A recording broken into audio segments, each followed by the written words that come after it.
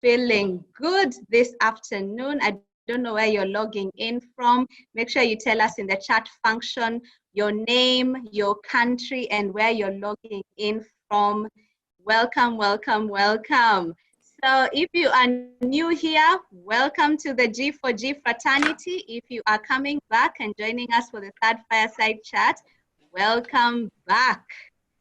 So please introduce yourself in the chat function. We're going to have a very, very exciting session. Tell us one of your expectations, and we'll be definitely happy to fulfill them. Please keep the questions coming. I know you're very expectant. We are currently at 93 participants, and I know the numbers are going up as we go along. So if you are new to Girls for Girls, commonly known as G4G, and you're wondering what we are all about, G4G is a global mentoring initiative that was born in Harvard in 2016. And today we are global. We are in 7 African countries, including Uganda. And our aim is to inspire women to develop the courage, the vision, the skills to lead in their sphere of influence. At the end of this session, we'll definitely let you know how you can be part of us or how you can be able to go through mentorship in our fraternity. And how do we do mentorship? Our methodology is very unique. We use stories. And therefore today, the fireside chat was born because of the same. We want to bring women together to be able to share their stories and be able to inspire one another. I am very sure you saw a flyer going up, and this topic is very near to my heart. And I'm sure you've gone through one of these times in your life where you have hit rock bottom. You know how the drill goes? When life throws you lemons, you make lemonade. And when life throws you rocks, you build a palace with it. And when life gets tough, you become tougher. You've been told all those things before. But how do you practically get yourself up from rock bottom and reinvent yourself? And today we have an amazing lineup of panelists who are going to share with us their own journeys in making this thing happen. It reminds me of a quote from Dale Carnegie, who said, most of the important things in the world have been accomplished by people who have kept on trying when there was no hope, when they had all the reasons to give up. So I'm sure you're one of them, and I am too. And I felt like giving up at some point in my career and also in my life. So, but how do you keep on going even when the going gets tough? And that's what we're going to do today. My name is Stella Kivila. I am a pharmacist and I am a coachpreneur as well. I run an enterprise called Performance Point International, where we help organizations build high performance teams. I'm also a team leader and board member of Girls for Girls. And I have an amazing lineup of panelists today, starting from the one and only Sharon Tumusiime, who is the Director of Products at Palit. She's a serial entrepreneur and a business owner with a couple of businesses and several business ideas that are yet to be implemented. So watch this space. You're going to be seeing Sharon coming up with so many businesses in town and actually around the globe. She's a lover of God. She's passionate about adding value to the people that she interacts with. She loves working with teams. She loves fun. And she is a graduate of the Synapses Entrepreneurship Academy. And she has a postgraduate in management from Uganda Management Institute. One of the things that caught my eye about Sharon, she's the only person who can pull off purple mascara. You should meet her, people. You should meet her. And not only does she run businesses, but she also helps other people run businesses through the BNI Sunrise chapter, where she is the president. And BNI stands for Business Network International. You are so welcome, Sharon.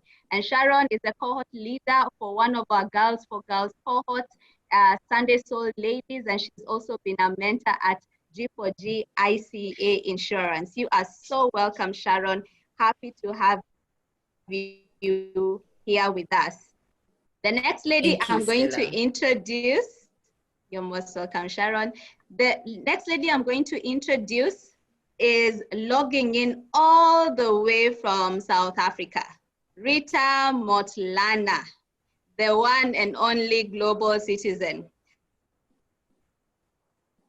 So Rita is a consultant working in the health and development sector with over 17 years of experience in various countries in East, West, East Asia. I think I have covered the globe. Her key coverage areas are monitoring and evaluation, strategy development, organizational development, resource mobilization, governance, project management, and coordination. She previously worked as a senior manager in advisory services in PricewaterhouseCoopers, Namibia, Deloitte shareholder and director at DevBat Consult, a consulting company that specializes in providing public health and M&E services to large global health programs, predominantly the Global Fund to fight HIV, TB, and malaria, and the Vaccine Alliance, Gavi. Rita is a certified trainer and facilitator at Franklin Covey Institute, and she's passionate about building capacity. And she is a team leader of G4G South Africa. Now, what you don't know about Rita is that she's a lawyer, and now she's an M&E expert, and she holds an MBA from Heriot-Watt University in Scotland. You are so welcome, Rita. Thank you, Stella. And the moderator of the day, Madam Rachel Dumba. Rachel is a partner in Stedman Global Consulting, a leading management, HR, and development firm with operations across Africa. Her vision, wait for this, people, is for McKinsey to be a co-owner in her firm within 10 years' time. And already we have covered 2, so we have 8 more years to go. McKinsey, if you're listening in, just know Rachel is waiting for you to invest in her company. You are so welcome. Let me hand over the session to Rachel, the lady with the belly fire. Welcome, Rachel. Thank you very much, Stella, for that awesome introduction, and a big and warm welcome to you all ladies. Good morning, good afternoon, depending on where you're calling in from. Please get yourself a cup of coffee, get yourself a cup of tea, a glass of water. When it clocks 5 o'clock, a glass of wine, of course, as we get ready to enjoy an awesome ride with Rita and Sharon, who've already been introduced. So Rita, welcome from Joburg, and Sharon, Karibu from Kampala, Uganda. So we'll start off now with you, Rita. Tell us about yourself. Describe yourself in 3 words and explain why those 3 words. Okay. For those who know me, I am committed. I never pick up a cause and stop halfway. Once I sign up, you have me 100% of the way. I would also say that I'm extremely organized. I call myself a super planner. My husband, my child, my family know that. My work people know that. I never do anything without a plan. That's simply who I am. It's where I derive comfort from. And I'm passionate. I believe that you are allowed, and we as women are entitled to bring our emotion to the table. For me, it's what enables me to bring the necessary energy to whatever it is that I'm doing. So I think, yeah, that's who I am. Committed, a super planner, passionate. Awesome, awesome. I can attest to the passion, Rita. I know how passionately you've prepared for this session, and I've worked with you.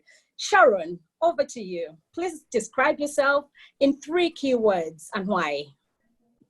Okay, thank you very much, Rachel. 3 words, quickly, I would say I'm resilient.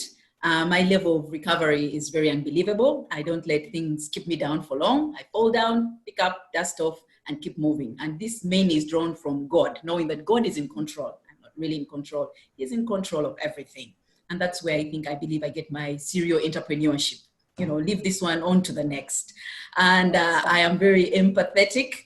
I put myself in other people's shoes. I have the ability to feel what people feel and experience it as well. And where possible, I would like to do something. I'm always, trying a cause here and a cause there because of that empathy.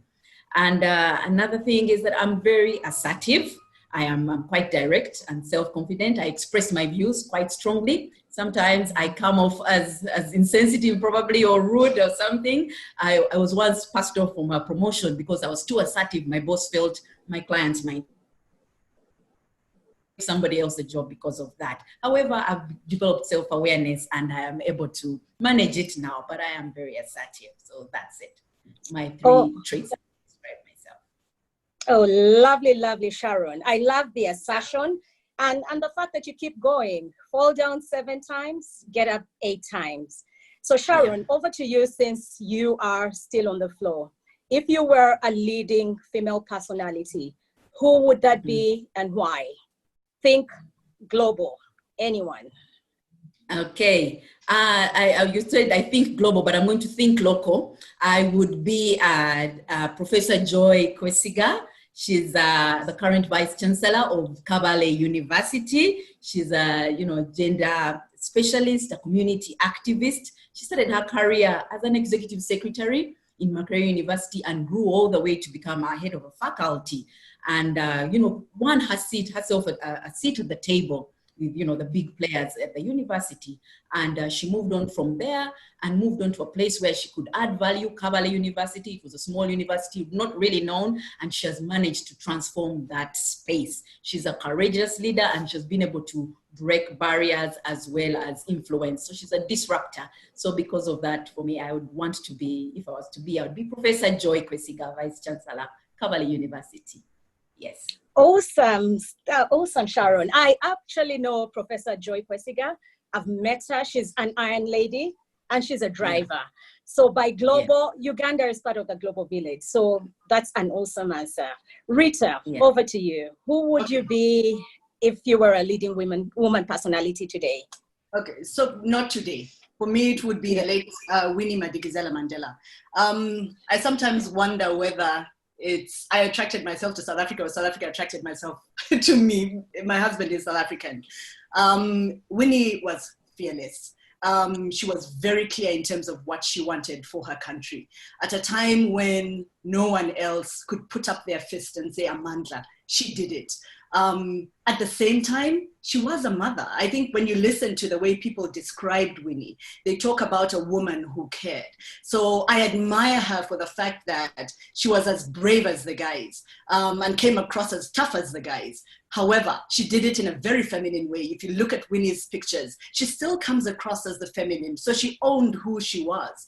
And what she did for this country where I'm sitting today is phenomenal. I had the privilege of meeting Winnie. But even amongst the common folks, when she didn't know who people were, she still had a time to stop and hug. She was Entebbe Airport the first time she came to Uganda to say hey to the Umkhonto Wesizwe boys. So to be able to balance that, you're a leader, you give inspiration, you're tough as nails, but you're still able to be woman. I think for me, that is absolutely phenomenal. So I would want to be her. Oh, awesome, awesome, Rita. I don't want to say you look like her, but there's a resemblance. Okay, Rita, we'll now stick with you. Thinking about your life as your life journey as a woman and as a professional, please share with us some of the challenges you faced along this journey.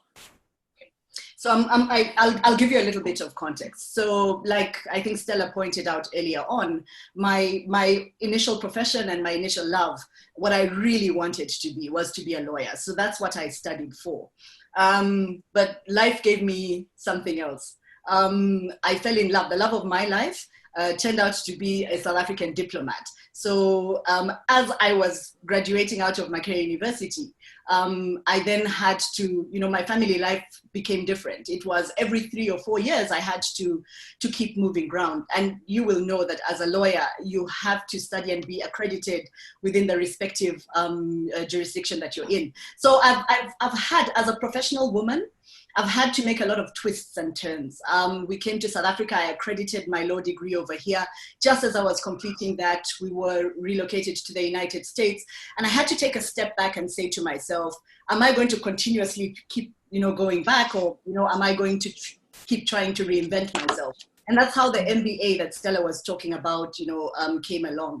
So, and what I did an MBA to complement, you all know lawyers are not good with numbers. I figured that as I was moving around and I was hopping around countries, I needed to be exceptional, which meant I needed for someone to look at my CV and say, okay, lawyer, but hey, how does this then merge with an MBA? And how do you end up working within the public health space? So my side hustle, Ugandans understand that language, coming through university, I had been a mini activist talking about HIV on radio, promoting and doing studies on HIV within Makerere University. So I had all these different sides of me. So it's funny that when I finally got my first job at the age of 28, so I was pretty old by the time I started working, Deloitte said, yeah, the MBA and the LLB are all good, but what we really want is this monitoring and evaluation within HIV. So it's the coming together was really about me blending, melding, but always being able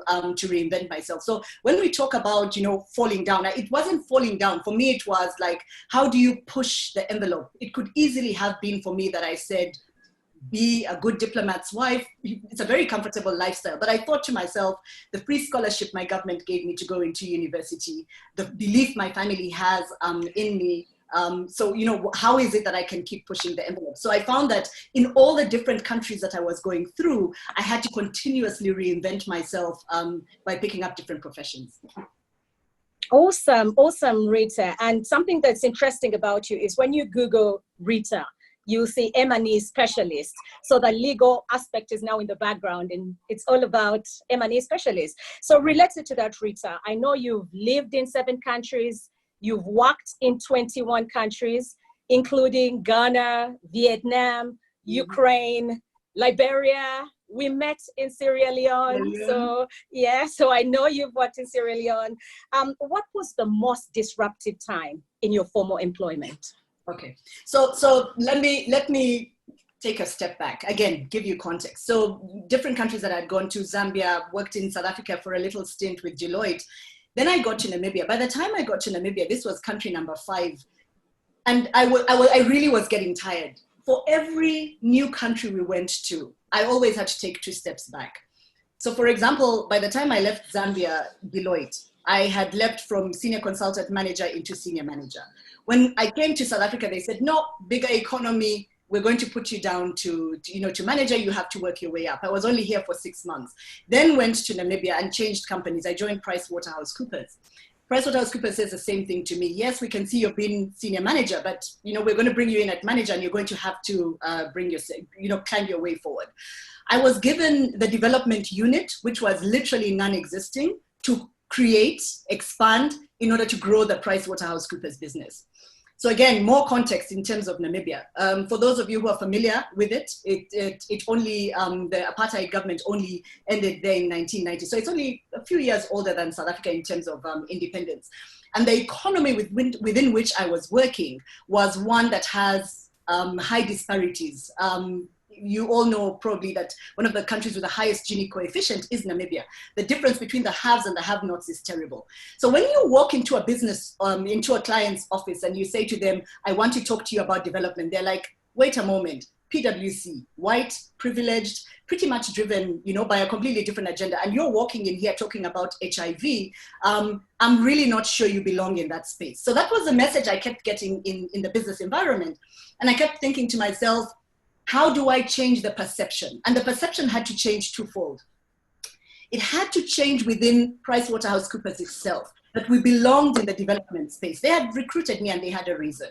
But 2, we needed to change the market impression. So the people that we wanted to be able to access. So I did my research and discovered that one of the better ways to do it is by obviously information. PwC Kenya had done what we called a business decision makers survey. So I decided to bring that idea over. So this is tapping into my network. And Rego, who was with PwC, is one of the people who opened it up for me. So I decided that we're going to run this survey that was going to, at the end of the day, change the perceptions and impressions of people towards PwC. But I was new in the company.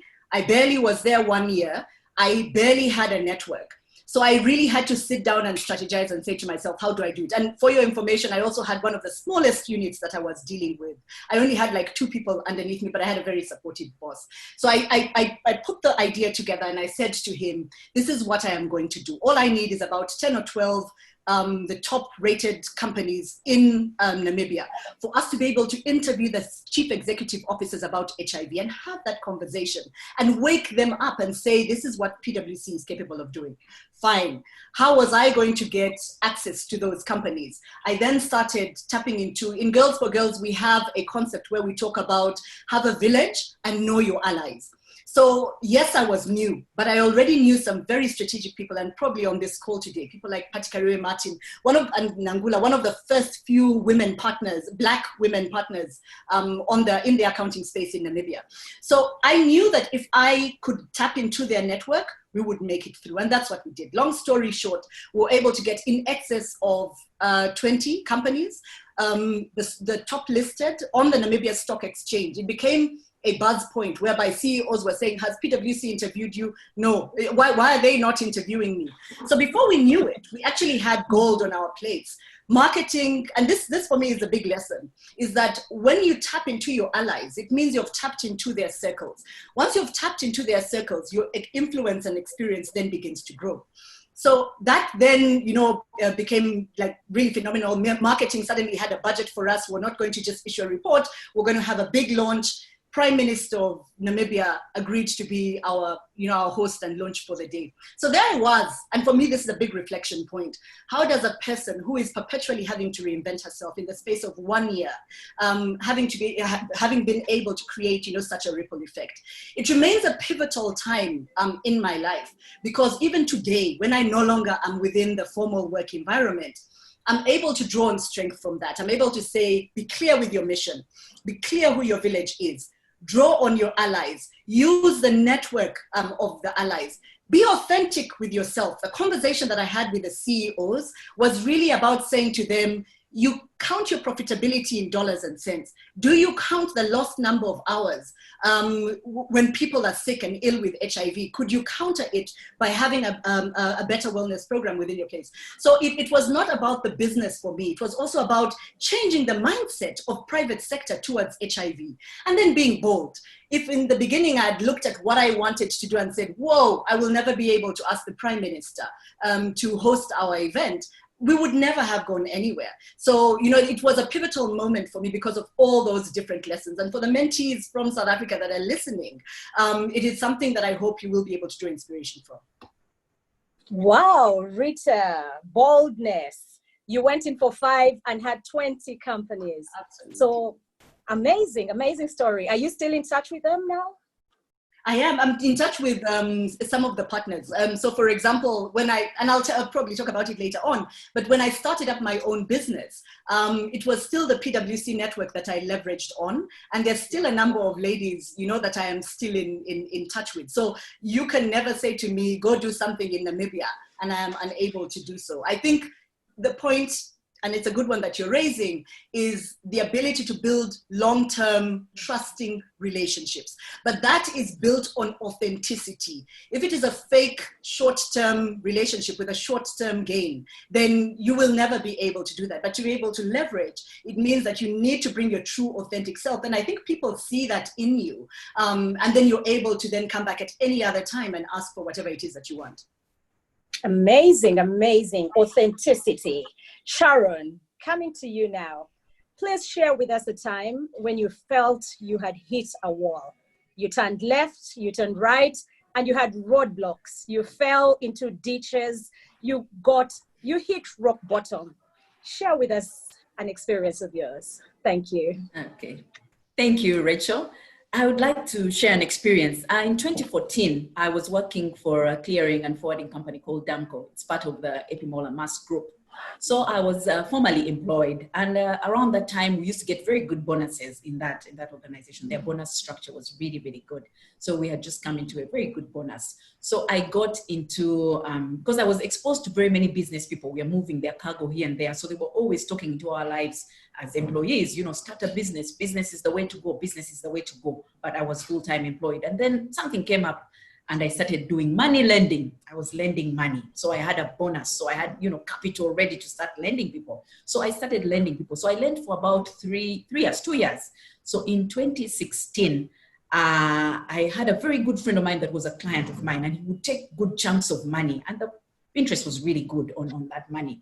So we used to go through the process. My lawyer friend used to give me the gentleman's agreement, get the security, tick all the dots and, yes. And we used to do that and it was good. Then this one time he comes for a chunk of money. So I give him a chunk of money, go through the process, get everything that I needed to get.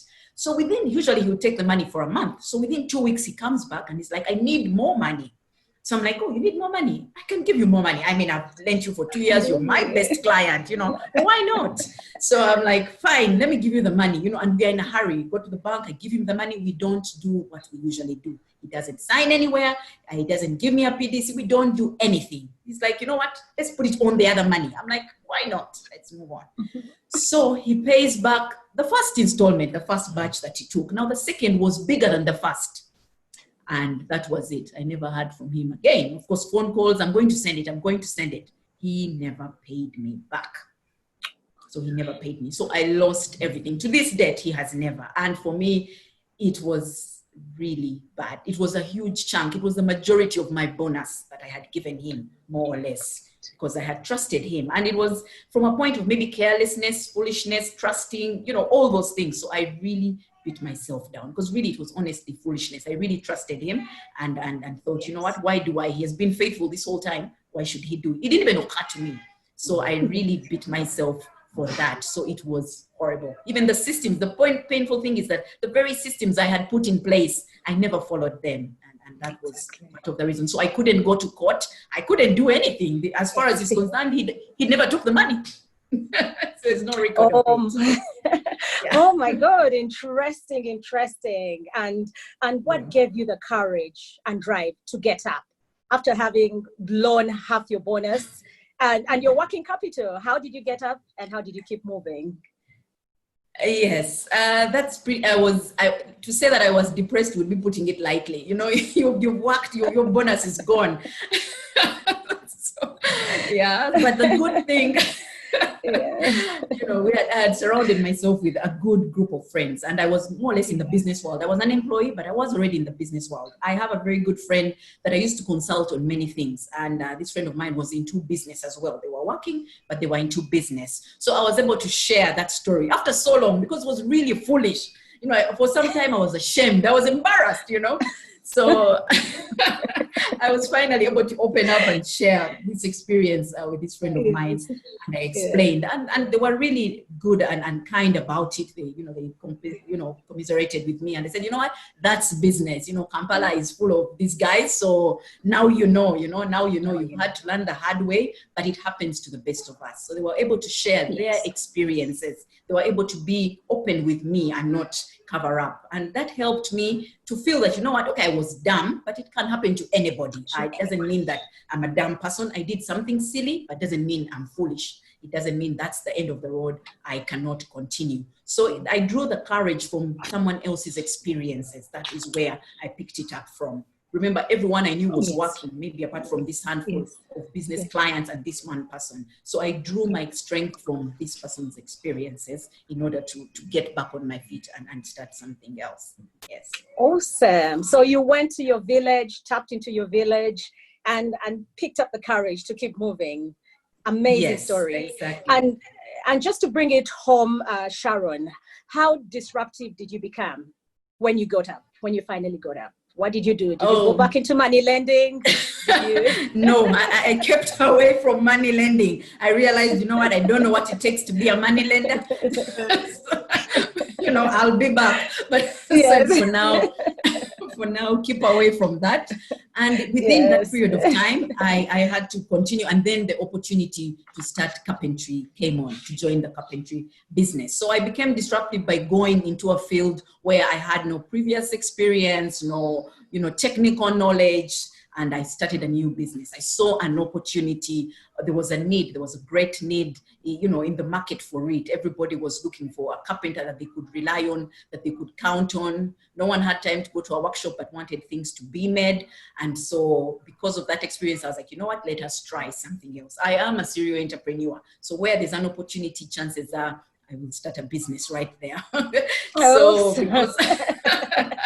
So I was able to then venture in another space yet again that many women are not seen or had to be in, or even if they're there, we don't hear about them. So I was able to put off all the professional and corporate look and go into the dirty carpentry world. Yes. So that's how disruptive I got. I went into a completely other, space that people thought I was mad initially, but here I am.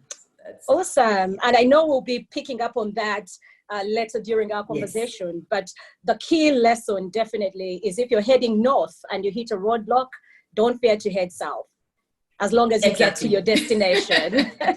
Yes. Okay. And to always remember that, rough patches are just transporting you to the space that you need to get into. That you need all that. Yes. Transport system to get you there. Awesome. And back to you, Rita. I know you got to the top when you were in Deloitte PwC.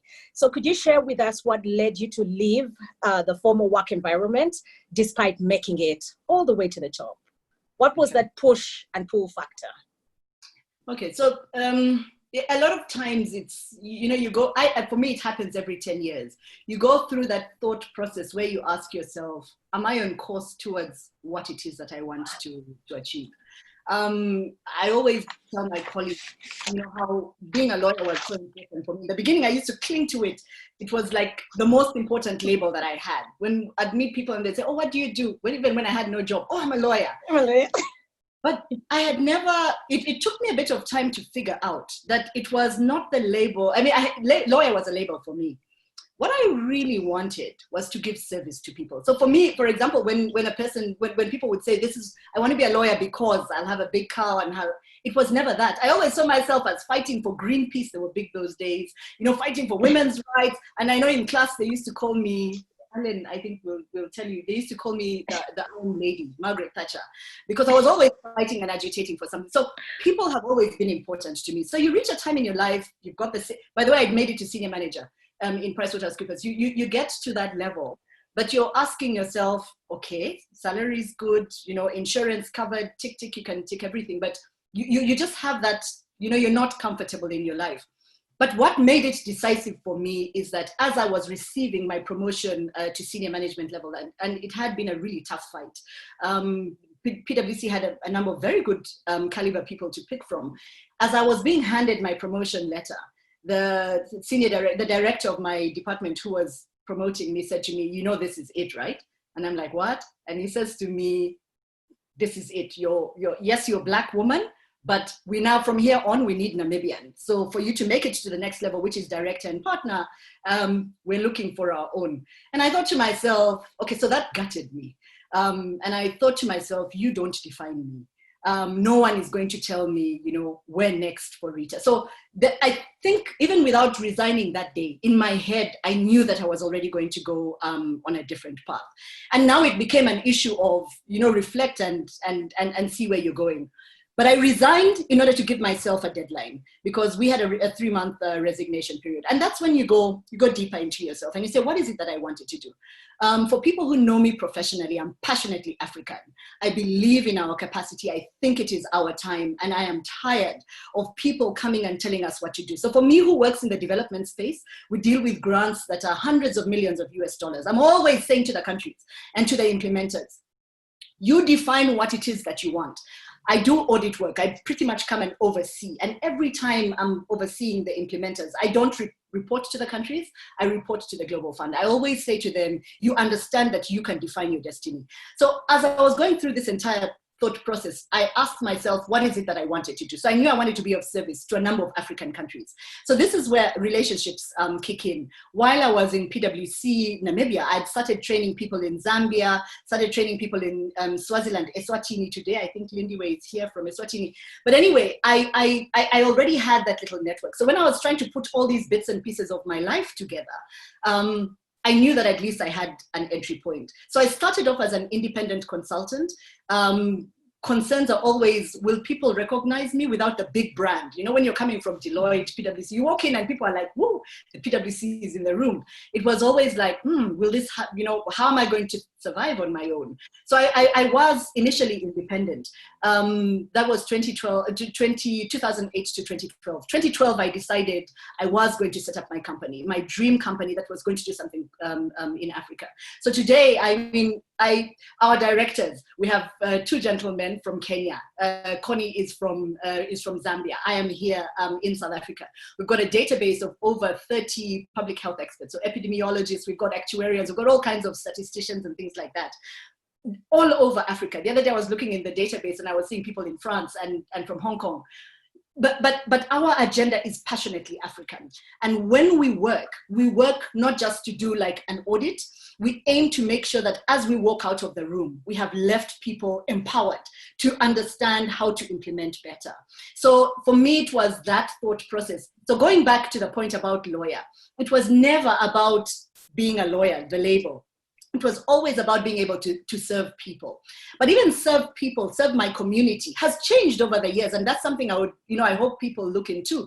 Initially, you might think communities, your little space in Kampala or something like that. But over the years, it grows. So for me, it grew to, okay, Africa is important to me. Of late, I've even refined it further. For me, I'm passionate about youth and women, which is why I do the G4G. It moves around. I think for me, when I know I'm on the right path, I am happy. I know I'm at peace. So I challenge everyone, and the young people that I talk to all the time, I say to them, how happy are you? If you're not, then ask yourself, what is it that's not making you happy, so that you can find your path towards where it is that you would like to go. Oh, amazing. And I know, Rita, you're one of the people who inspired me to leave Citibank. You spoke to me and said... I told you the Citibank people will put ahead, they'll put a warrant out for me. No, they're happy with what I'm doing and I'm in touch with them. But Rita, talk to us about that sticky glue. What were your fears? What were your concerns as you went out? The big one, especially for those of the folks who work in these big companies, the Maersks, the Damcos, the PwCs, the Deloittes, is that you think that you need them to validate you. One of the people who freed me, I have a very good friend of mine. We ended up having a franchise together, Natasha Patella Williams, in Namibia. She had lunch with me. She could see how unsettled I was. This was in the period after resignation. And she said to me, you're on your own brand. And I'm like, what? And she said to me, you think PwC is your brand. You make PwC. That's a lesson for life for me. Okay? But it's a fear we have, especially when you work in a big organization. You think you need that organization to give you validity. A lot of times it's so hard to just say, I am who I am, and to be brave and bold and to be able to do it. I'll not lie. You're a little bit jealous when you're missing out on that big global conference that you typically go and meet with your buddies. So it's something that I try and give comfort to people, that know what your value is. But of course, you don't just pick it up. It means that you must have worked hard, you must have gained respect from people. When people begin to see you for the value that you bring and being your authentic self, I non-apologetic about that. I say to people what I'm capable of. I also say to people what I'm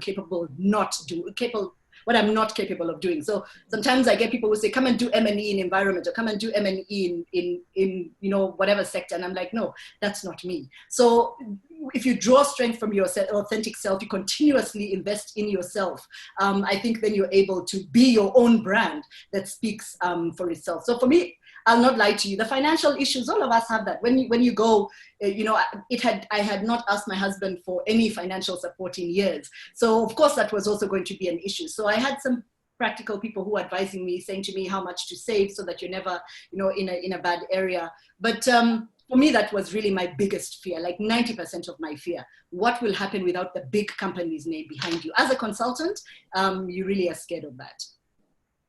Wow, no one defines you. And wrapping this up, Rita, nobody ever tells us consultants about the tough times. Everyone says it's easy when you get in, but we know about writing proposals, 80 proposals, and getting 79 rejections. Exactly. So what have been your low points and your high points, and what gave you the courage not to go back to seek for more employment? Because the PwCs have been calling you on end, and other big companies. Yeah. So for me, my lowest point was feeling alone. the work that I do is very human. It's very interactive. The day you wake up, you've resigned, you've got your little nice home office, but you're alone. So thank goodness for Zoom. I'm able to call my buddies, you know.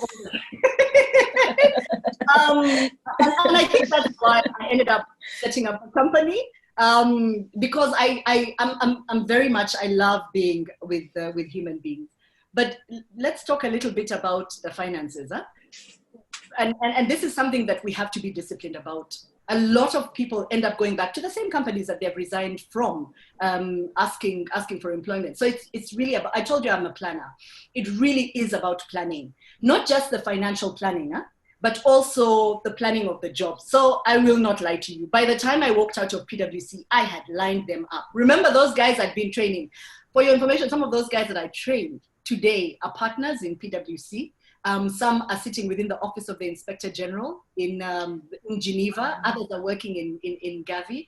But what I had done is that I'd said to myself, you know, what is my plan? Ask PwC Namibia, they were not interested at that point in time. So that means that as I walked out, I was walking into a network I had established.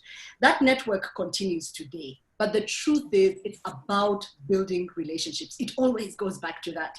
So it's ironic and funny for me that the company that I walked away from, it's not even Deloitte, but the one that I actually quit and resigned from, about 80% of my business actually comes from PricewaterhouseCoopers. How do you do that? And how do they retain you? I still get invited.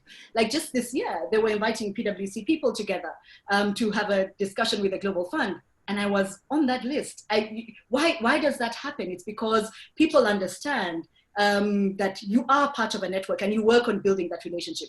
So for me, that's the one thing that I would say is that as you break out onto your own, know that you've left some very good, strong relationships and partnerships behind, and that follows you in good state. But yeah, the finances, it's hectic. Sometimes you look on paper, you can see tens of thousands of dollars owed to you, but the bank is empty. So yes, it is about planning. So you need to know what's going to happen on a rainy day and things. Yes. Yeah. But if you've got good relationships, you'll call Rachel and say, hey, Rachel, happy Christmas. I've done this before. Happy Christmas. I hope you have a really good Christmas. You know my invoice for XXX? Yes. You will spend the extra 24 hours ensuring that. But if you don't have a relationship, then it's not going to happen. So, at the end of the day, that's what it's about, relationship management. Wow, relationships. That's our biggest takeaway from this. Now, coming to you, Sharon, and going back to the furniture business. We spoke about furniture business. And by you owning a furniture business, it's not about importing furniture from Malaysia, India, China. You actually do make the furniture in Uganda. So please share with us what it's like to work in a male-dominated space, because I personally do not know any other female carpenter apart from you, Sharon. Thank you very much, Rachel. Yes, I am in that space. We make furniture at pallet and what people like to call carpentry. And this carpentry is considered a very unprofessional field. Most carpenters in Uganda are a product of a technical college, or they're self-taught, or they went through some form of apprenticeship and then finally started their own business. Most of the work to make furniture, to make a chair, to make a table is very technical and requires a lot of physical space, rather physical strength for now. Hence, that's manual labor. So that's why it's still such a male-dominated space. You have to carry timber, you have to do all that stuff. So that's why it is still very dominated by males. But the problem is most carpenters are good with the technical, but they do not know how to run the business. The business management is where they struggle. And you see, as Michael Gaba in his E-Myth talks about, there are three people in a business. There's the technical, the business management, and the entrepreneur. So when the technical decides to run the business, then problems start, because the way a technical person thinks is not the way a business mind would think or an entrepreneur would think. So that is a challenge right now. That's why the carpentry has a bad name right now. People are like, those carpenters are thieves. Those guys are like tailors, they're thieves, because they're very technical. They don't know how to run a business. They will get money and put it where it shouldn't be, because they know the technical, they don't know how to manage a business. So as an entrepreneur, I saw an opportunity right there. I do not know to do technical work. I don't know how to cut wood or whatever. I am not technical, but I have the business knowledge. I know how to run a business. I am an entrepreneur. So I saw that that was the space. There was a need for trustworthy carpenters. People wanted quality products at the right price with someone they can rely on. And that was where the gap was. Everyone was importing big. Sharon, are you with us? Did we lose you?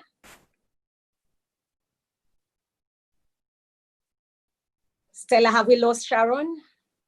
Yeah, we've lost her. Just let's just proceed. She'll be back. She'll be back. Okay, sorry about that, guests today. It's raining in Kampala, Rita, by the way. Raining heavily.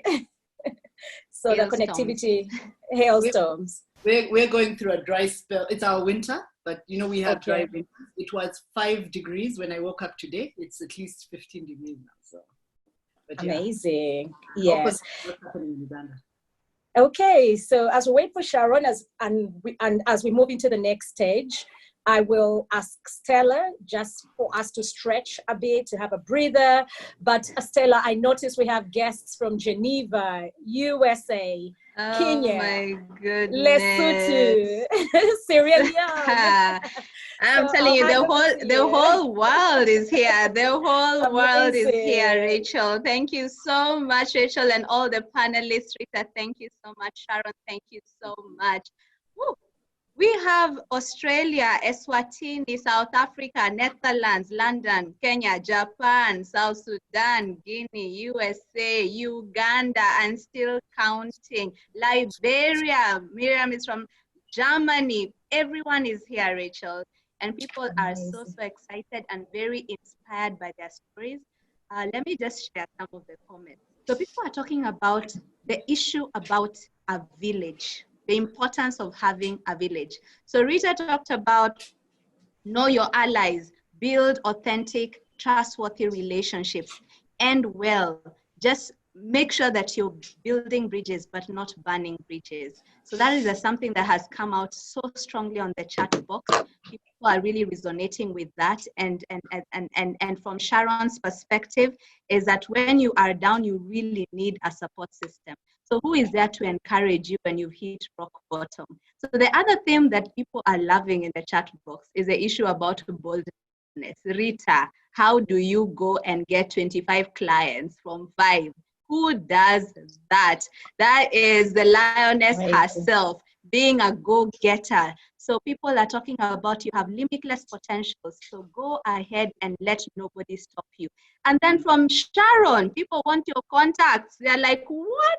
Carpenter, how do you venture into a male-dominated space? So people are saying, I am saving you from now henceforth as the most trustworthy carpenter. So we are coming straight from Sharon.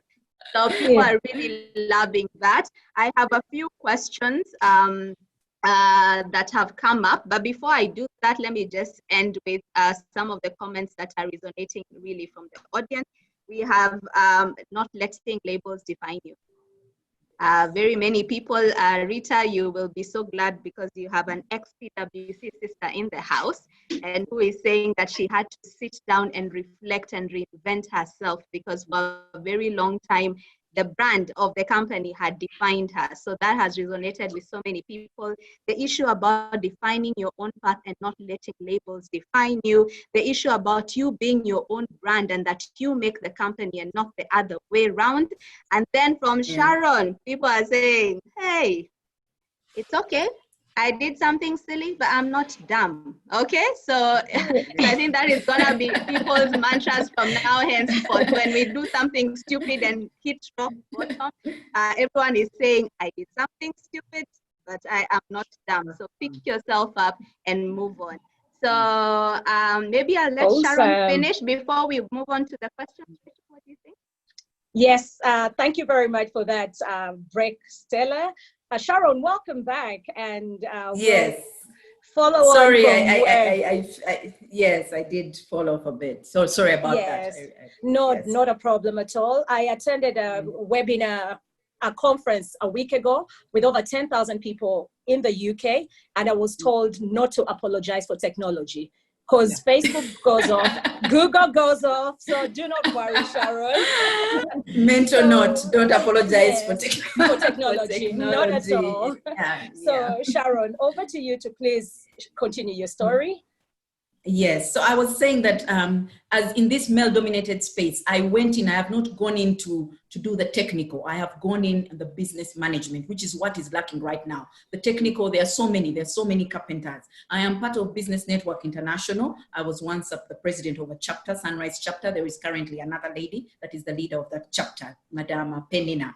But when we have what we call one-to-ones in Business Network, where business people come to your business and understand it and give you advice on what you can do better in your business. So there's the village of BNI. I have a BNI network village. And so one day a few gentlemen came, an engineer as well as someone into marketing. And I was like, you know what, I think I should go to carpentry school and be able to manage a business better. And the gentleman told me, you know what, you don't need to be a carpenter. You don't need to know the technical. You have the business. Leave the technical to the technical. There's so many carpenters, you don't need to. What we lack right now in Uganda, that's why carpentries don't grow so big, is because the technical is lacking. Rather, the business management is lacking.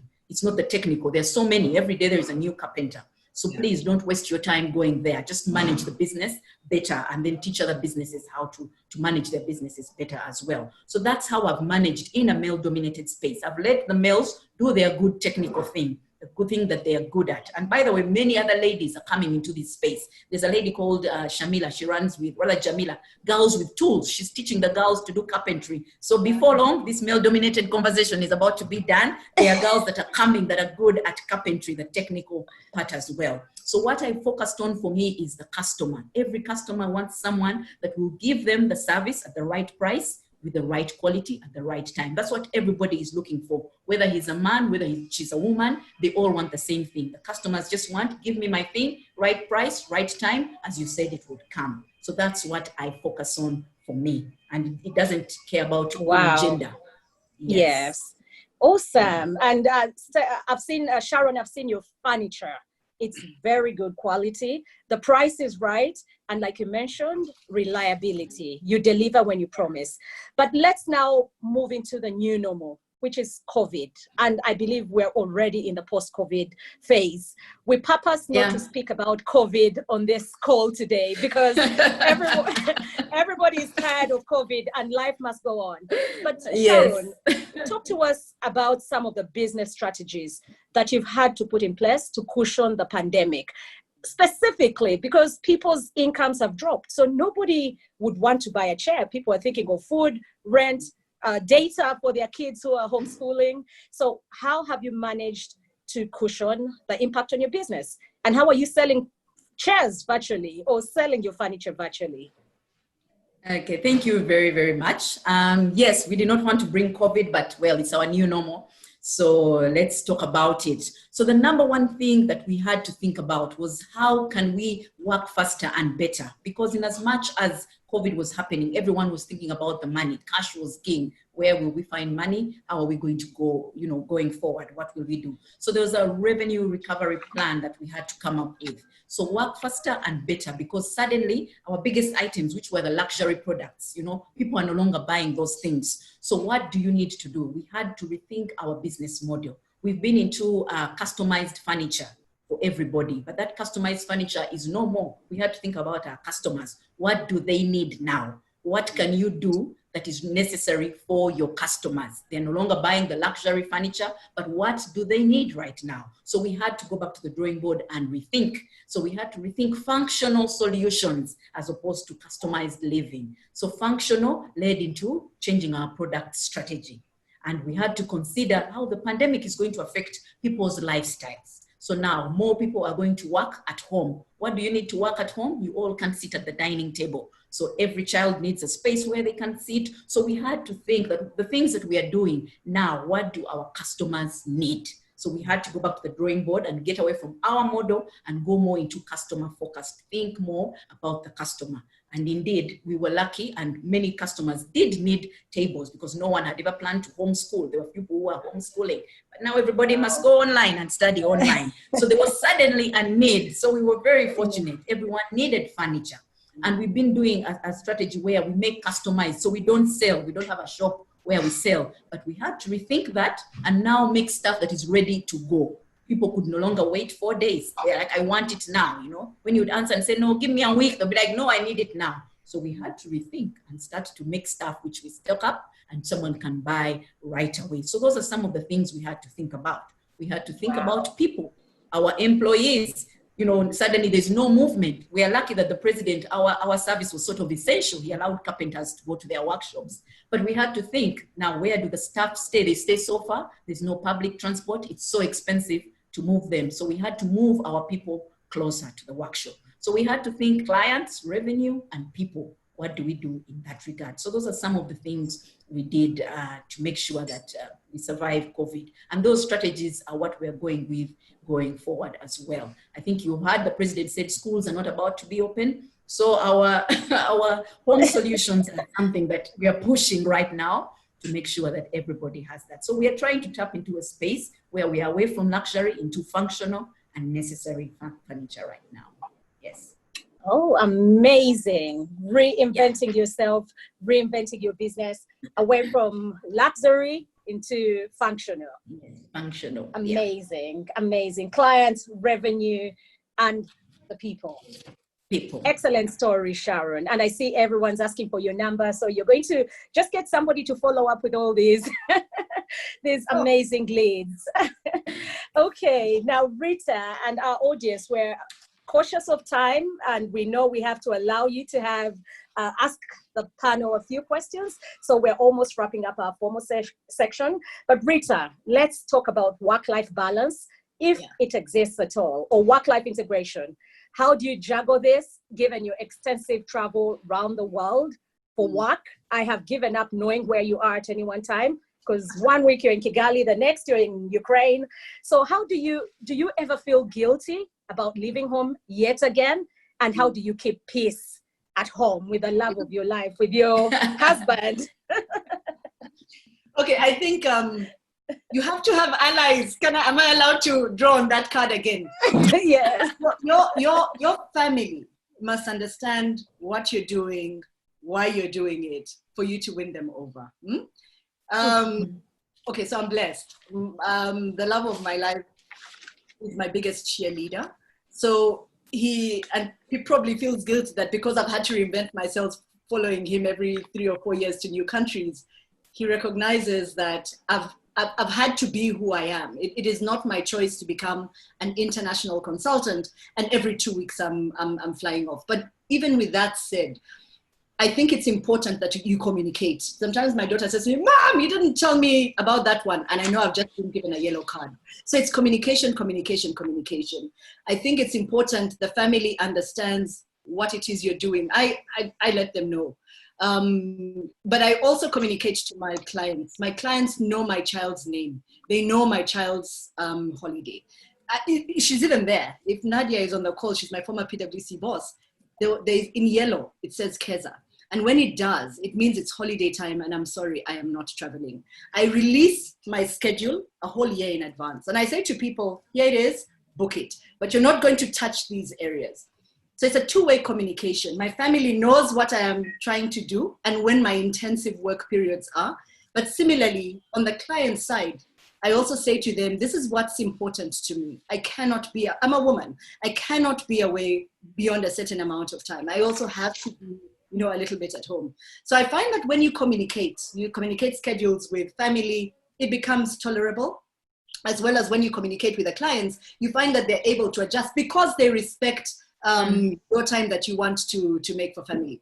Do I feel travel? I mean, terrible about the super travel. It gets really bad sometimes. So you throw in a bit of a bribe. I've done consultancies in Zambia. For example, when we lived in Uganda, I think I had work to do in Zambia. I went with Keza. Keza is my daughter. I went with Keza because it was holiday time. That was one time I had to make an exception, but I knew she was going to be able to see her friends. So in the morning when I'd pick up my bags and say, oh, Nana, see you later.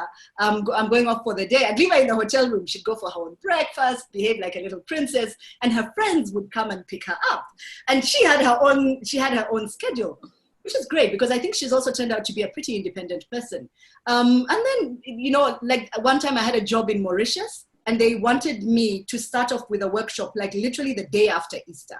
So we made Mauritius our Easter holidays, so as a family traveled over, you make it work. You have to say to yourself, this looks bad. It might look like a negative, but you can, the lemons, and you turn them into lemons. One of the best holidays we've ever had together. My husband is now retired, so that we're back in South Africa. And last year, Rachel, when we talk about the Rwanda, Sierra Leone, those like... Yes. And that's when you say, my love, would you mind? And for me to have him with me in Rwanda, we were going to Gisenyi, which is one of the most stunning, those who know Rwanda, it's beautiful. And I thought to myself, let me lure him a little bit. And he did, he came. And it's fantastic when he comes and the work people can see this Opa that I talk about all the time. And he also gets to see the Ida, the Jessica, the Andrew that I talk about all the time. So you make it work. You have to be, I'm a 7 Habits fan. You have to be conscious about it. You need to know what potentially might be going wrong. And you need to then say to yourself proactively, how can I handle it? And always be looking for a solution. And I think, again, authenticity, when people see what you're trying to do, when the client sees what you're trying to do, when family gets that you're really trying to put them front and center, I think you win them over. So yes, there are those guilty moments, but you really try and make it work.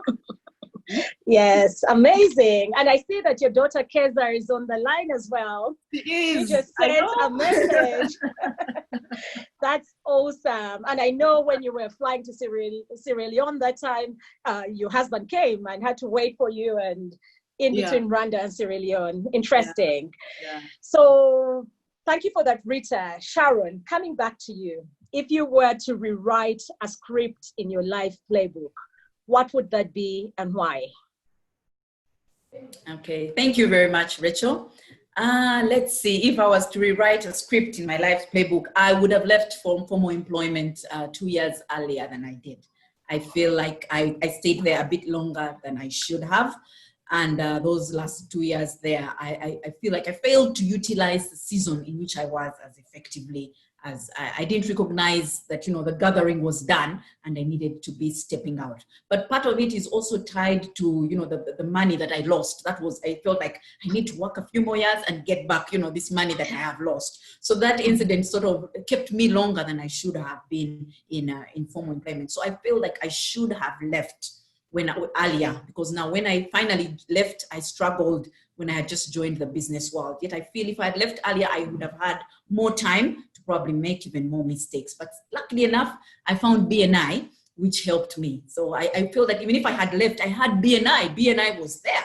So I shouldn't have feared to join the business world when I had the opportunity. So that's what I would have changed. I would have left formal employment 2 years earlier than I actually did. That's what I would have changed. Amazing. And like the saying goes, it's never too late to start. So start where you are, start with the little that you have. But just to raise something on the line now, because everybody keeps saying that consultants and those in self-employment keep pushing people out of employment and keep saying, go. And the message really is, it's not, self-employment is not for everybody. And we need people in offices to be able to give us work. Just like Rita has people in PwC to keep the work coming. So everyone on the call should not resign on Monday and say, no, that's it for me. No, definitely not. Girls for girls. Okay, and Sharon, our final question to you before we get into the Q&A and before we come to Rita. Please share with us your belly fire parting shot. Something that is going to burn your bellies, that we all want to listen to. The pressure, belly fire. Rachel, belly fire is for you. Yes. But what I would like to share is that, you know what, we are all on the move. Don't get too comfortable where you are. Recognize the season in which you are and don't stay too long in there. Get ready to move. Don't get comfortable. There is so much to be done, so many people to lift up, so many ceilings to shatter, spaces to tap into, businesses to start, so much value to add. So please do not get held back by the fear of doing the things that you need to do. And I'm not talking about business. Whatever it is that you need to do in your life to get to a better place where you can then add value in the spaces you are, please don't get too comfortable or too afraid. Do it afraid and change lives of those people around you, because somebody is waiting for you to do something to improve their lives. So keep moving. Yes.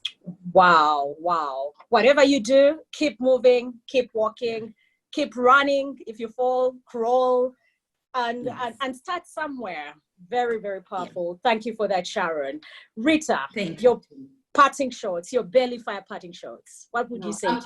I'm actually going to read a quotation from the late Stephen Covey. Because I'm reading one of the comments over here, and I hope this resonates.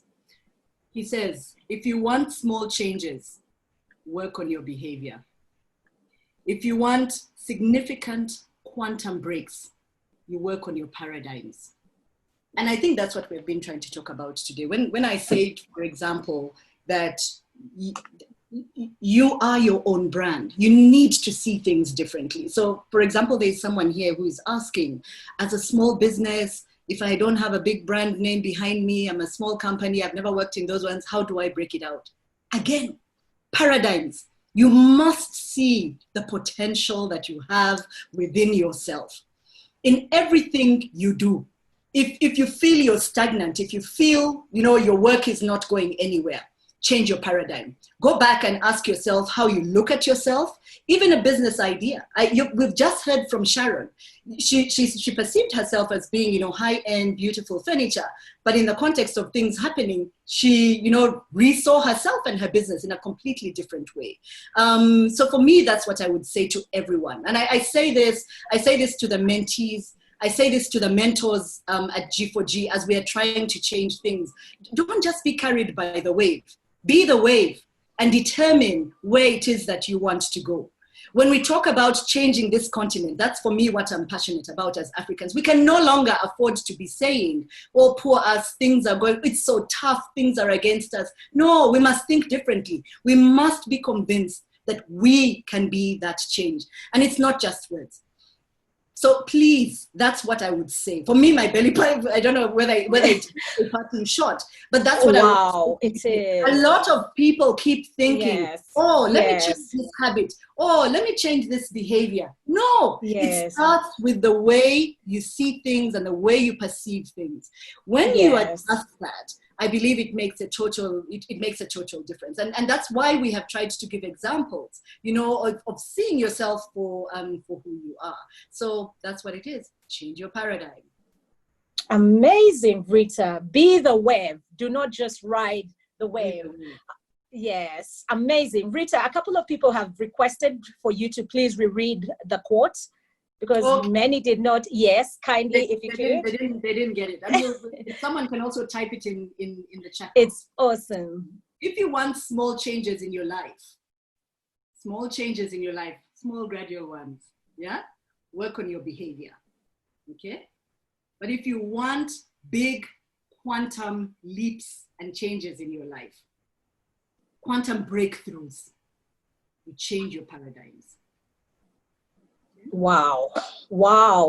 Paradigm shift. It's all in the mind. We talk about it all the time. Yes. I think it's a much used word that we really don't stop and reflect about. Yes. For me, paradigms, it works, whether it's in the business place, whether it's with a family, whether it's, you might be talking to your husband, having an argument, and it's until you say, wait a moment, what are we really talking about over here? I was talking to people, I think the cohort that Sharon is actually part of, about negotiation. And I was saying, I was saying to them, sometimes we walk into a negotiation thinking we're discussing a particular issue, but it isn't until you stop, you listen, and you get into that person's head to really understand. That's changing paradigm, really understanding, where things coming from. So I would encourage people to read up on it. So The 7 Habits for Highly Effective People is a really good book to start off with. I think there's almost a dedicated chapter in there. But for me, it's amazing. Yes, awesome. A big round of applause for Rita and Sharon. I'll toast, raise my glass of water to you just to thank you for an awesome session.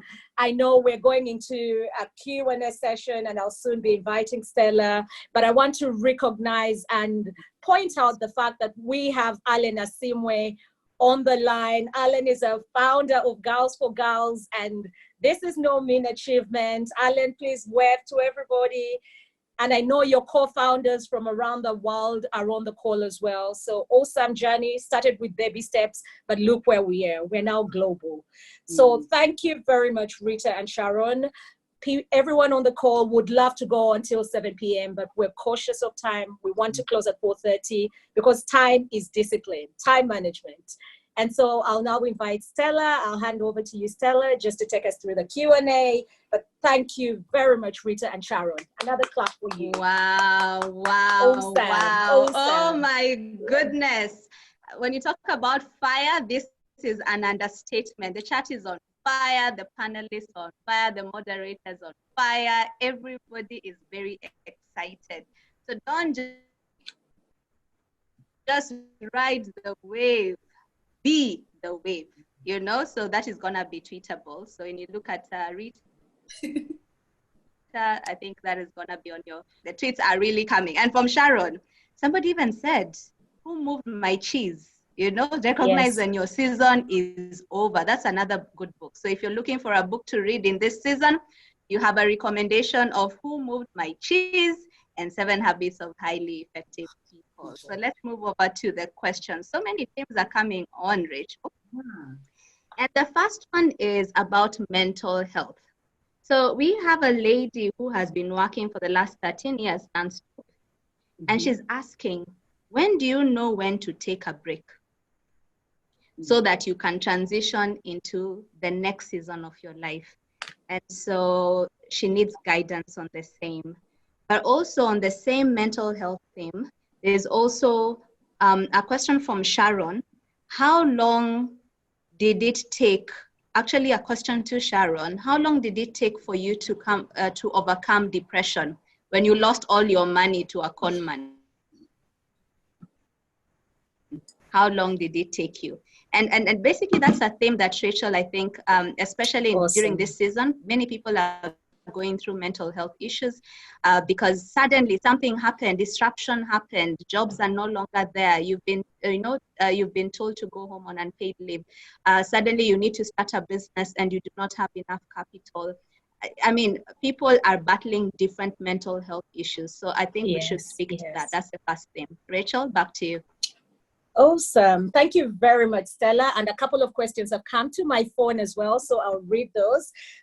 Rita, do we want to start with you for you to take the first question on when do you know when to take a break after 13 years? Okay, so look, this is a technical area and it's an area I wouldn't pretend to be an expert in, but it's to talk, it's to release it, it's not to bottle it up. So I think for me, that is why it's important that you know who you go to talk to look for inspiration, to look for that understanding. So it's important that yes, the person is aware that she's going through mental stress, but there are different levels here, and that's why I'm very cautious now. If you feel that it is something that is extremely serious, then go and seek the appropriate help. There are counselors that are available. I believe G4G Uganda would be able to help you with, because some of our best mentors are actually, people in that space. But if we're talking about, where you're just feeling, where am I going? This doesn't look good, and COVID, clearly maybe I'm on the retrenchment list and things like that. This is when you go to your village. And this is what I always say, when we talk about village, I always say to the mentees, it's not just about having a village. You must know who is in your village and why they are in your village. I have friends who sometimes it's just to listen. They're great listeners. Then there are some, Alan is one of them, who is the solution provider. You don't go to Alan and you don't want to hear the truth. You're in trouble if you do. So you must know those different people that you're able to go and draw inspiration from, or be able to clarify things with. That's what I do. But if the person feels that it really is overwhelming, I would encourage that, that they go and seek appropriate help. Excellent, Rita. And I know we have a very good counselor in G4G. That's Grace Linda. Yes. Grace Linda, I don't know if Grace Linda is on the call just to help with that. And before I come to you, Sharon, just to talk about your transition from DAMCO, one of the things we always tell employees as an HR specialist now, so I'm wearing my hat as a former head of HR for 18 years, is the day you get your appointment letter, please treat that as your termination letter. Do not get too comfortable, and do not sit in your chair and slouch and put your hands in your seat. Sit at the edge of your seat so that when your HR head calls you in and says, sorry, Sharon, I'm sad to be letting you go, you should have a big smile on your face and say, wow, so it's time. I'm ready. I've been waiting for this day. Thank you very much for turning my appointment letter into my termination letter. So I guess at times it's the denial that happens to all of us, because I have been involved in terminations where people have refused to leave their offices. People have put their spouses on phone and say, Rachel, tell my spouse. I cannot tell my spouse.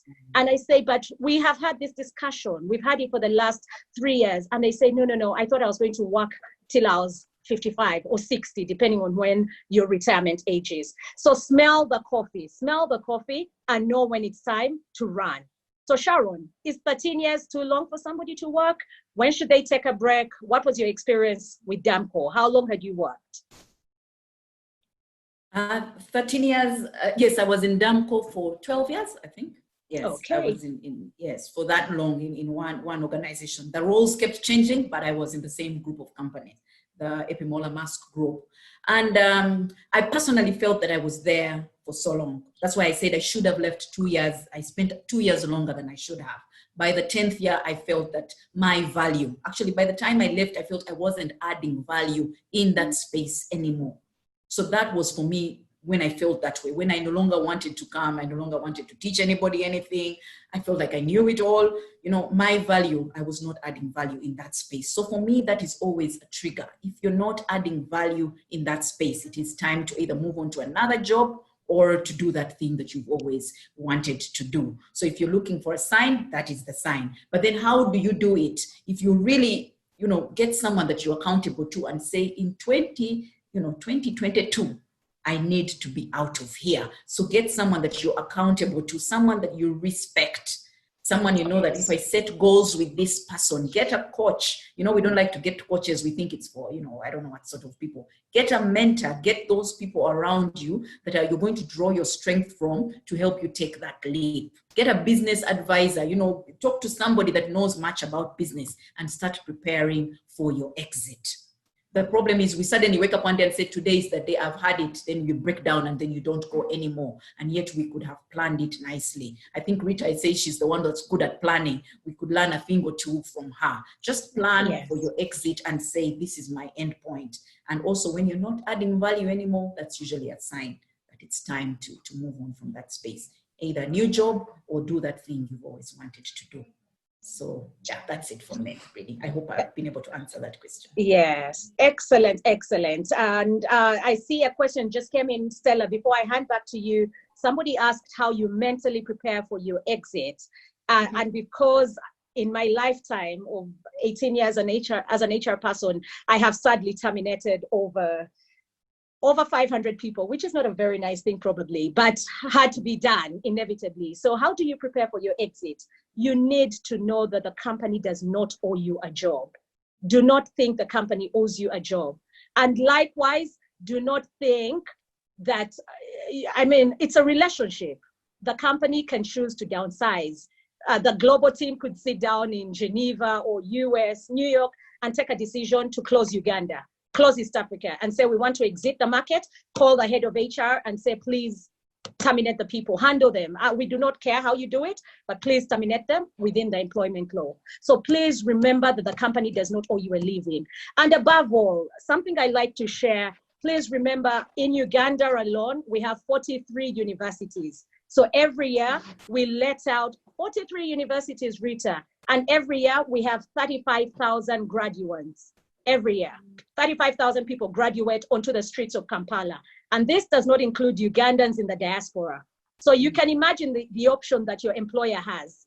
The employer has so many options. And maybe the G4G team will arrange a session on Gen Zs now. You have Gen Zs who are leaving university with a master's, with SCCA and a first degree, and they want your job. And you've been in that job for the last 20 years. So how do you compete with that? And you don't have a master's because you were too comfortable in your job. You always rose up because of experience. So the reality, I know Sandra asked the question on how to prepare for it mentally. Begin to say to yourself that I could leave anytime. And have the power. Rita said, decide when you want to walk. Let it be in your destiny to choose that now is my time to walk into the MD's office or head of HR's office and hand over my letter and say, it's been awesome partnering with you, but I'm leaving. Because it's a partnership. They need you as much as you need them, but they do not owe you that job. They have options. So Stella, back to you, because I'm looking at my clock and we have 10 minutes. A few more minutes to go, and we have to bundle up all these questions. So the next thematic area is around networking. So we really talked about grow your village in Girls for Girls. We talk about grow your village, nurture your village. Rita talked about networking. Sharon talked about having a support system. But the question is, how do you really build these authentic relationships? How do you do that? Especially if you have not worked with the big companies, PwCs, the Damcos, the Deloittes of this world. How do you build a network that will be equivalent to your network? Closely followed by another question still in the networking space. How do you build a network with clients who are not necessarily friends? So some of your stakeholders, customers, or even suppliers, and they are really not your friends. Then the next thematic area, so that is the first one. Part A of the question. Part B of the question is, how do you rally people for the same cause? So we have Bana, who is also very passionate about Africa, and she's asking, how do you get people to rally for a particular cause to get Africa on its feet? So Rachel, back to you. Awesome.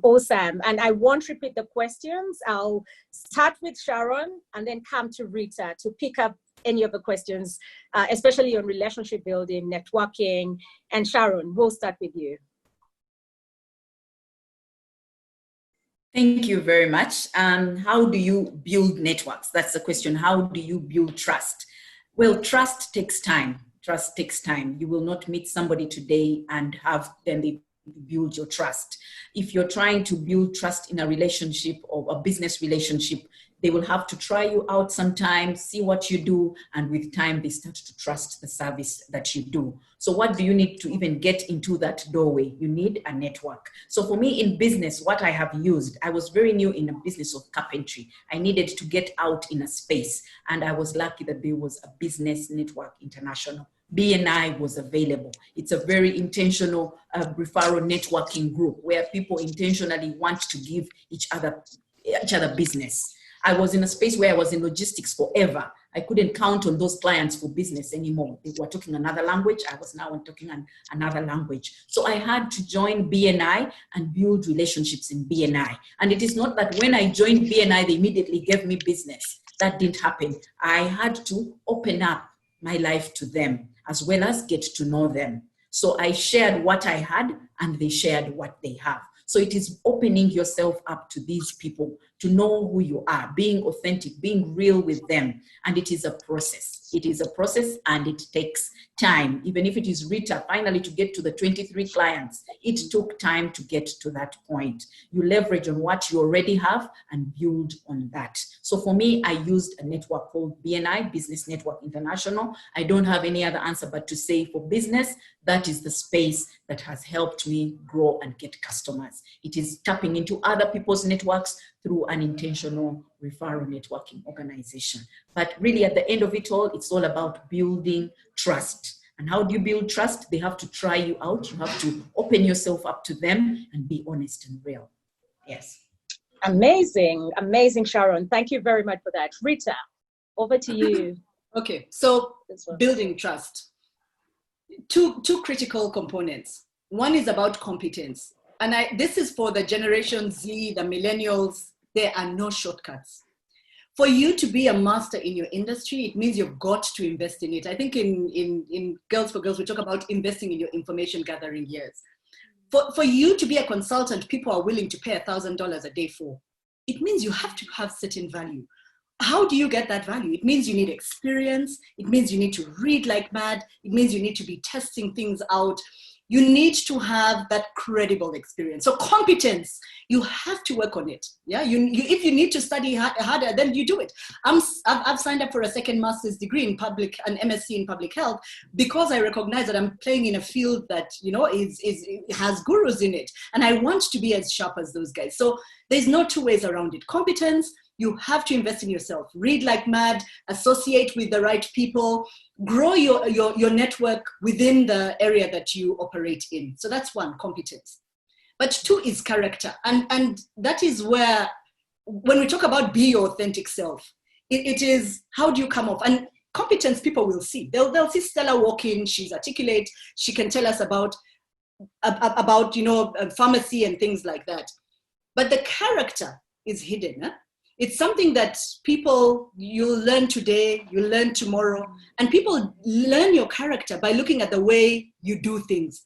I can stand over here and I can sing to you all kinds of things and tell you how wonderful a consultant I am, but you will still judge me by monitoring and looking at the way I actually execute. So character and competence are what are critical to building trusting relationships. Now, don't worry about the bigger world. First, start with the few people that you need to tackle. And for me, that's why I always say, have a plan. If you say, so for instance, if we take Sharon, when she was breaking out into the furniture space, I don't think she ran after 1,000 people. You start off with a manageable bit. So whether you want to break into consulting, whether you want to start up your own business that is, within furniture or catering or whatever it is, first stay focused. If you can build trusting relationships with even 3 people, remember the example that I gave. Once you've won those people over, guess what? They become your biggest marketers. So the ladies that, for instance, believed in me in PricewaterhouseCoopers, their networks became my networks because they believe in me. They know I'm competent. I will never embarrass them. But 2, they know I have integrity and that I will deliver. They're willing to put their name on the line to say, go with that lady called Rita. So don't worry. I think sometimes people get worried about, how will I penetrate to my 1,000th client? No, let's focus on the small. For those of you who, again, the 7 habits, if you've looked at the circle of influence vis-a-vis the circle of concern, we're worried about many things. We're worried about what COVID is going to do to the environment. We're worried about how will I reach clients across the border in Kenya or DRC and that type of thing. No, first start small. Because when you become a master in that particular area, which is the example that I was giving in Namibia, when the first few companies that believed in me, and when one CEO was telling the other one, hey, have you been interviewed? Once you have that, then you're able to grow your influence. So be patient. And I say this again to the young people on the call, because I think a lot of times we want to start off big. We want to enter the market and already have a ripple effect and people are talking. No, it starts small and you need to be able to consistently grow it. So if you continuously do that, you're continuously investing in your relationships and maintaining those relationships, you will find that your circle of influence begins to grow. So for me, that's how I started. I mean, it was in Namibia. Namibia exported me to Zimbabwe and to Zambia and to Eswatini. It was at an international conference that someone said, hey, Ukraine, you're looking for an M&E person? She's going. But what made them say that? Competence and character. They knew that I knew what I was doing and that this woman can deliver. And that's how, it has ended up happening. So for those of you, I'll address the last question, the one about Africa.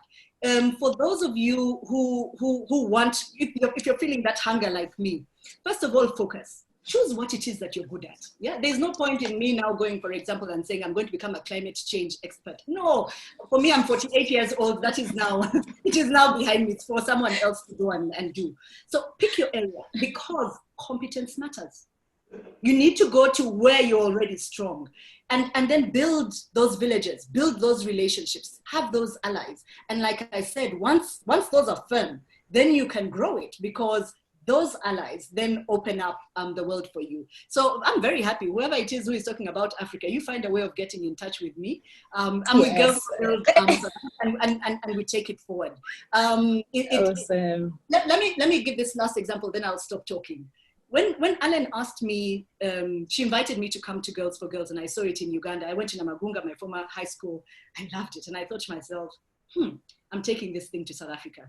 One of the selfish reasons I brought it to South Africa for is because we were just resettling into South Africa, and really my only network was my family. And I really wanted to get into the bigger South African picture. So initially that's why I brought Girls for Girls South Africa. But I also saw that given the fraud that was happening, the Zuma stories and things like that, we needed a cleaner, I call them a cleaner, part of the population. So I wanted a breed of young women who will be ethical and know what they're all about.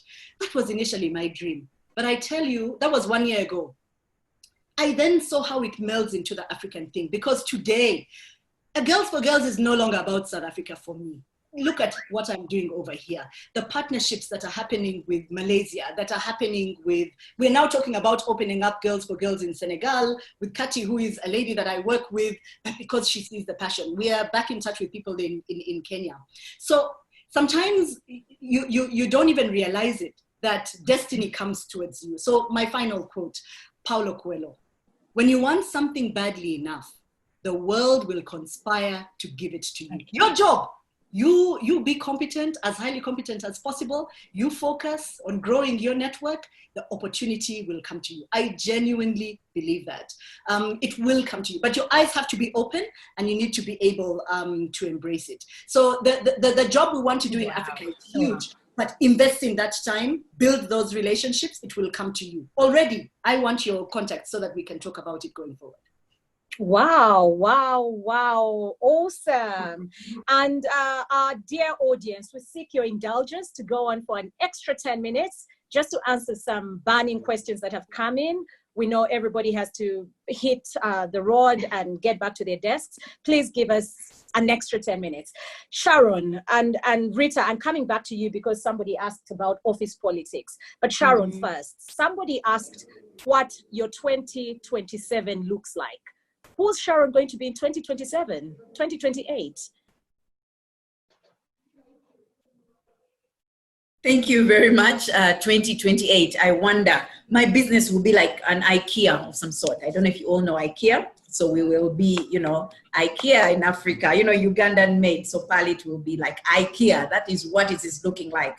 That is the big dream for business. And I will have a technical institute where girls can come and train in carpentry, and we shall be using state-of-the-art technology. Oh, it is big. It's going to be amazing. So that is what my 2027 looks like. Yes, awesome. 2028. Awesome. It looks big. It's very, very big. Wow. Yes, and I will be, I'll probably have 2 other businesses as well, most likely. Excellent. Thank you for that, yes. Sharon. And yes. Rita, thank you very much for that, Sharon. 2028, we are looking out for you. Rita, just one final one to you before I hand back to Stella. Somebody asked, what if you're adding value and office politics just impedes your implementation? How do you go about that? Okay, so this is where you need to be strategic. Your bosses are all different temperaments, different characters. Get into their head. Your boss will value you if you make she or he look good. So for me, I understand that. I get that. Like, that's why someone is a partner. That's why someone is a director. My job is to do my job, but to do it so well that I allow them to shine. When you do that, you've just banked with him or her. That person now has a certain value towards you, which means that whatever you've banked with her or him, you can go and withdraw from it. It's still about relationships. When a person feels that you're more for her or for him in the workplace, they're more likely to be that person that promotes you. And it might require you to be a little bit patient. I think one of the biggest, I remember saying to one of my senior managers that I'm coming for your job. For me, I'm here. I'm not. This was invented. I'm not here to be a senior consultant for the next 3 years. I'm 28 years old. The other people that I'm with, are like 4 years younger than. Woo, bad strategy. Because I burnt, I burnt what potentially could have been a good relationship. So for me, that was a good learning point. What I've now learned, and I say it all the time, like, how do I make you shine? When you do that, then you've disarmed them, because suddenly they're going to be the ones that promote you. And I think that's sometimes the problem. You think, oh, they don't like me, they don't. No, what is it they want? What is it they're looking for in the workplace? Give it to them. And okay, I'm talking ethical here, yeah? I'm not talking about all those other negative things that people can ask about. But understand their motives, understand their strategies, understand what is important for them. Is it more money in the bank account? Is it to expand the business? Is it to gain greater visibility? Whatever it is, champion them, support them. They will be your biggest promoter. Wow, awesome. Make your boss shine. Do not shine. Outcompete your boss, and that's why he's boss or she's boss. Amazing. But you'll come, but you'll get there too. Yeah, you'll get there. Lovely. Thank you once again, Rita and Sharon. Stella, I'll hand back over to you just to wrap this up. And I know we've got lots of questions that have come through and are still coming through. Stella, if possible, it would be good for the Secretariat to email this to the different cohorts, because we do not want to lose these excellent questions. And maybe Sharon and Rita will take some time off this weekend to respond to some of them, and maybe call them back again one day, because we clearly need 4 hours and not 1.5 hours. There's somebody who said we should have an all-nighter. We are still contemplating on that. Whoa, fire in the house. Thank you so much. Rita, thank you. Sharon, thank you. Rachel, thank you so much for an amazing session. And Girls for Girls, it's flowers to all of you. Flowers to all of you. Thank you so much. Now there's a monster that we need to crush called fear. So that theme is so big, we cannot even start addressing it right now. But if you are interested, because that is really what we stand for in Girls for Girls, if you're interested in what we are all about, please contact us. Those are our contact details.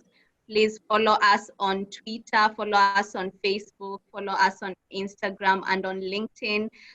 Please contact our coordinator, that's Patricia Alum, and she'll be able to give you more information about Girls for Girls, because we want to inspire all of you to gain the courage, the vision, and the skills to lead in your spheres of influence. And there would be no courage if there's no fear. So that theme about fear, please contact us, and we know how to drag that fear out of us, and so that we can do it afraid. So I just want to end this session by saying thank you. Yes, we need more time. Yes, girls talk for 20,000 words a day. Thank you, because we have not yet exhausted and it's a Friday night. Thank you, because we'll continue this conversation somewhere else. But a big round of applause to each of you who decided to come for this webinar today. Yes. And we have reached a peak of 312 people. Wow. 312 people from all over the world hungry to listen to your stories. Ladies and gentlemen, because I know there are gentlemen on the call. At the end of the day, do it afraid. Whatever you want, do it afraid. Everything you've ever wanted is on the other side of fear. So start now, start today, and start with what you have. Yeah. And see you on the next Fireside Chat, second Friday of every month. Goodbye.